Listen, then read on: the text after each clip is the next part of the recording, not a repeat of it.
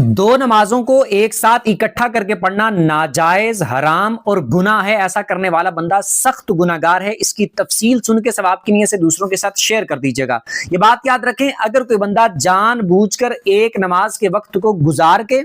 दूसरी नमाज के साथ पढ़ता है तो नमाज कज़ा करने की वजह से, उस नमाज को उसके टाइम से हटाकर पढ़ने की वजह से वो बंदा गुनाहगार होगा। और एक नमाज का वक्त आने से पहले उस नमाज को पढ़ लेता है तब भी वो उसकी नमाज नहीं होगी, और बाद में उसको उसके टाइम में नहीं पढ़ेगा तो वो गुनाहगार होगा। हाँ, जो जमा करने का हदीसें जैसे बाज मौजूद हैं तो उन हदीसों का मतलब और माना लोग गलत बयान करते हैं और उससे ये साबित करने की कोशिश करते हैं कि एक नमाज को दूसरी नमाज के साथ टाइम गुजार के इस तरह पढ़ सकते हैं, पहले नबी पाक के सामने ऐसा पढ़ा है। हालांकि उन हदीसों का हरगिज ये मतलब नहीं है जो लोगों के सामने बयान करने की कोशिश की जाती है और साबित करने की कोशिश की जाती है। उन हदीसों का मतलब यह है कि नबी पाक अलैहिस्सलाम ने एक नमाज को दूसरी नमाज के साथ अगर पढ़ा है तो उसका मतलब और माना और तरीका यह था नबी पाक अलैहिस्सलाम का कि नबी पाक अलैहिस्सलाम ने उस नमाज को मुअख्खर किया है, उस नमाज के वक्त में ही पढ़ा है लेकिन आखिरी वक्त में पढ़ा है, और दूसरी नमाज को उसके अव्वल वक्त में, पहले वक्त में पढ़ा है, जिससे दिखने में यह मालूम हुआ कि दोनों नमाजें आपस में मिलाकर पढ़ी गई हैं।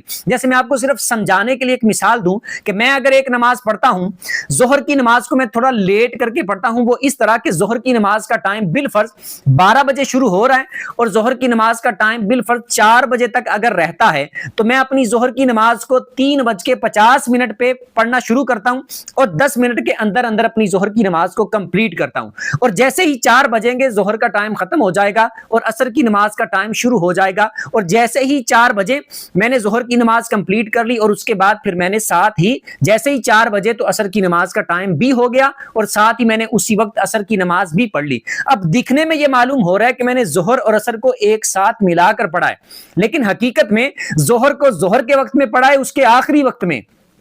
और असर को असर के वक्त में पढ़ा है उसके पहले वक्त में, इब्तिदाई वक्त में। तो उन हदीसों से भी मुराद इस तरह नमाजों को मिलाना है अगर किसी मौके पर नबी पाक अलैहिस्सलाम ने मिलाई हैं।